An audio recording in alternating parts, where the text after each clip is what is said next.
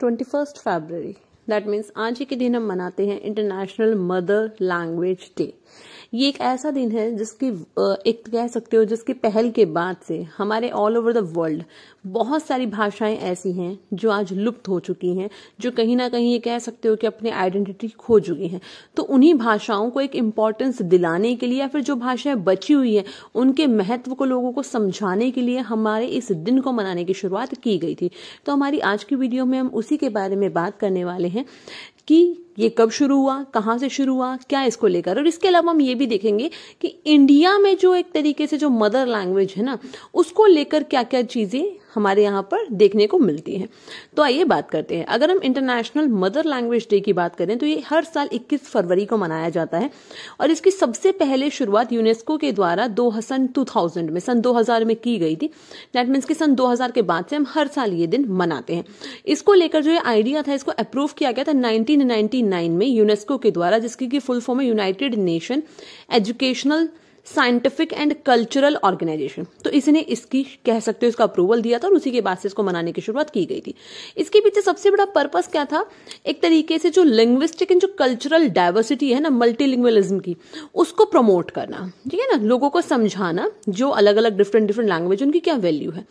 इसका सबसे पहले इनिशिएटिव की अगर हम बात करें तो वो बांग्लादेश के द्वारा लिया गया था। ये दिन मनाने का जो इनिशिएटिव है वो बांग्लादेश ने लिया था और यूनेस्को ने इसको लेकर जो एक तरीके से कह सकते हो ना कि जो पहल की थी या जो आइडिया एक्सेप्ट किया था, क्यों किया था, क्योंकि उन्होंने देखा कि धीरे धीरे क्या है, काफी सारी जो लैंग्वेज है वो धीरे धीरे डिसअपियर होती जा रही है वर्ल्ड से, जिसमें किसी की अगर हम देखें तो 40%, तो 40% जो हमारी पॉपुलेशन है ये कह सकते हो कि वो जो अपनी मदर लैंग्वेज है उसमें अपनी शिक्षा भी ग्रहण नहीं कर सकते हैं। जैसे कि हमारे इंडिया में क्या है कि हमारी जो बेसिक एजुकेशन है, जो एक तरीके से प्राइमरी एजुकेशन है, वो बच्चों को मदर लैंग्वेज में दी जाती है, मदर टंग में उनको प्रोवाइड की जाती है। बट वर्ल्ड में बहुत सारी पॉपुलेशन ऐसी है जिनके लिए ऐसा संभव नहीं है। तो इसी वजह से क्या है, जो यूनेस्को है उसने इस क्या है जो मदर लैंग्वेज उसकी इंपॉर्टेंस को समझते हुए इस चीज की शुरुआत, इस पहल की शुरुआत की थी। हर साल इस दिन पे क्या है कोई ना कोई थीम भी रखी जाती है। तो इस साल 2022 की जो हमारी थीम है इंटरनेशनल मदर लैंग्वेज डे की, वो क्या है, using technology for multilingual learning challenges and opportunities, ये इसकी थीम है। अब बात कर लेते हैं इसके हिस्टोरिकल एस्पेक्ट की। अगर इसकी बात करें तो सबसे पहले 1952 में इसकी शुरुआत, इस दिन को मनाने की शुरुआत कहां से की गई थी, बांग्लादेश के द्वारा की गई थी। क्यों? क्योंकि बांग्लादेश में क्या एक मूवमेंट चला था, बंगाली लैंग्वेज मूवमेंट, वो चला था ईस्ट बंगाल में, जिसको कि आज हम बांग्लादेश के नाम से जानते हैं, पहले वो पाकिस्तान का ही पार्ट था। तो उसी के बाद से क्या 1955 में वहां पे लैंग्वेज मूवमेंट डे सेलिब्रेट करने की शुरुआत की गई थी 21 फरवरी के दिन को ही, जिसके बाद से क्या है हम ये दिन सेलिब्रेट करते हैं। हम ऐसा क्या हुआ था और बता देते हैं आपको। 1948 में आपको पता है जब 47 में जब भारत आजाद हुआ था और उसी के साथ क्या इंडिया और पाकिस्तान दो कंट्री बन गए थे अलग अलग। तो जो पाकिस्तान है वो 2 पार्ट्स में अपने आप डिवाइड था। ईस्ट पाकिस्तान आपको पता है ना, पूर्वी और पश्चिमी पाकिस्तान, ठीक है। तो इस तरीके से क्या है 2 पार्ट्स में क्या है जो पाकिस्तान है वो डिवाइडेड था। तो जो हमारा ईस्ट पाकिस्तान था उस वाले हिस्से में, जो ईस्टर्न पाकिस्तान वाला जो हिस्सा था, वहां पर क्या एक तरीके से पूरे पाकिस्तान को फॉलो करते हुए कानून लागू कर दिया गया। जैसे कि जो पाकिस्तान की जो गवर्नमेंट थी उसने क्या कर दिया, उर्दू भाषा को नेशनल लैंग्वेज का दर्जा दे दिया पूरे पाकिस्तान के लिए, चाहे वो कोई सा भी हो, चाहे पूर्वी पाकिस्तान या पश्चिमी, उर्दू भाषा क्या होगी वहां की नेशनल लैंग्वेज होगी। बट जो ईस्ट पाकिस्तान था वहां पे जो मेजोरिटी ऑफ पर्सन क्या थे वो बंगाली या फिर बांग्ला भाषा बोलने वाले लोग थे। तो उनके लिए तो ये प्रॉब्लम हो गई। तो उन लोगों ने क्या कहा कि आप ऐसा नहीं करिए और आप क्या कीजिए कि हमारी जो लैंग्वेज है उसको भी क्या एक तरीके नेशनल लैंग्वेज का दर्जा दीजिए। तो इस वजह से क्या है उन लोगों ने प्रोटेस्ट करना शुरू कर दिया। बट क्या है पाकिस्तान की जो गवर्नमेंट है उसने उनकी तरफ ध्यान नहीं दिया और बल्कि पाकिस्तान की फोर्सेस ने उनके ऊपर फायरिंग शुरू कर दी और काफी सारे बांग्ला स्पीकिंग लोगों की इस इंसिडेंट में डेथ हो जाती है। और पहला ऐसा वर्ल्ड वाइड हमें देखने को मिलता है कि लोगों को नेशनल लैंग्वेज का दर्जा प्राप्त करने के लिए अपनी जान गंवानी पड़ी थी, ठीक है। और इसी के बाद आपको पता है कि कुछ सालों बाद क्या है बांग्लादेश नाम से एक अलग अलग देश क्या है बन जाता है, ठीक है।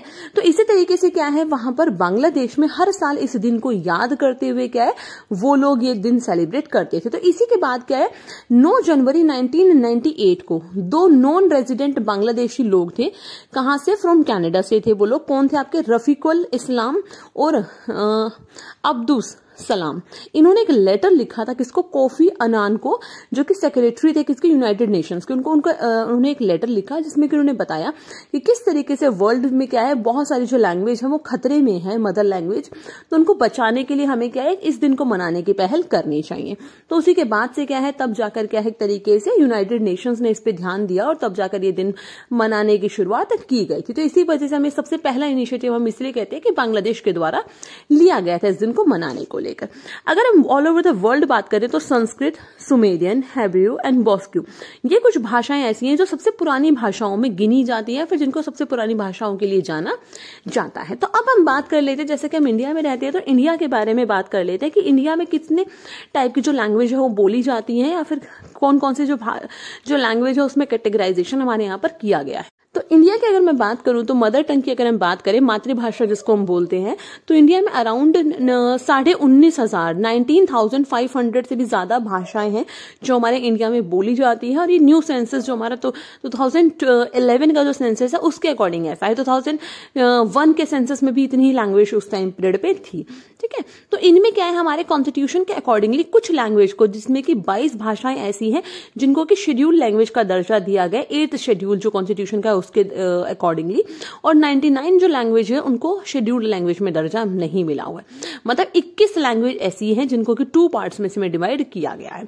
लैंग्वेज को लेकर अगर हम बात करें तो हमारा जो कॉन्स्टिट्यूशन है हमारे इंडिया का, उसमें आर्टिकल 343 में ऑफिशियल लैंग्वेज का जिक्र किया गया है, जिसमें कि हमारे इंडिया की अगर मैं बात करूं तो 2 भाषाओं को ऑफिशियल लैंग्वेज का दर्जा मिला हुआ है, हिंदी और इंग्लिश। लेकिन इंडिपेंडेंस के टाइम पे सिर्फ हिंदी को ही नेशनल लैंग्वेज हमारे इंडिया का एक तरीके से, नेशनल कह रही हूं, ऑफिशियल लैंग्वेज बनाई गई था, जो कि देवनागरी स्क्रिप्ट से है। बट बाद में क्या है, हमारे कंट्री में बहुत सारे ऐसे भी राज्य हैं जहां पर हिंदी स्पीकिंग लोग कम है, लाइक तमिल, तेलुगु, ठीक है ना, ये सारी भाषाएं बोलने वाले, पंजाबी, ये फिर सब भाषाएं बोलने वाले लोग ज्यादा थे। ठीक है ना, तो सिर्फ ये कह सकते हो कि 40% के समथिंग क्या है, सिर्फ 44 के समथिंग क्या है लोग ऐसे थे जो हिंदी भाषा बोलते थे, बट बाकी क्या है अदर लैंग्वेज। तो इसी वजह से क्या है, ये डिमांड उठी कि इंग्लिश को क्या है ऑफिशियल लैंग्वेज बनाए रखा जाए, क्योंकि काफी सारे राज्यों में इसको लेकर क्या है काफी ज्यादा एगिटेशन देखने को मिला था। तो इसके बाद से क्या है 26 जनवरी 1965 को अनाउंसमेंट किया गया कि इंग्लिश को भी ऑफिशियल लैंग्वेज का दर्जा दिया गया था। इंडिपेंडेंस के 15 साल बाद ये हुआ था।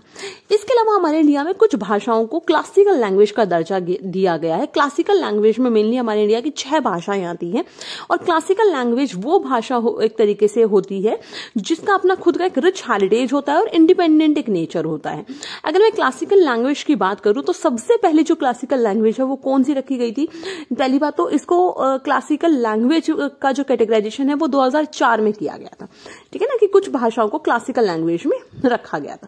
तो कौन कौन सी भाषाएं हैं जिसको क्लासिकल में रखा गया था, वो कौन कौन सी है आपकी, तमिल है, ठीक है, उसके बाद आती है आपकी संस्कृत, कन्नड़, मलयालम, तेलुगु और उड़िया। ये कुछ भाषाएं हैं, 6 भाषाएं जिसको कि क्लासिकल लैंग्वेज का दर्जा दिया गया है।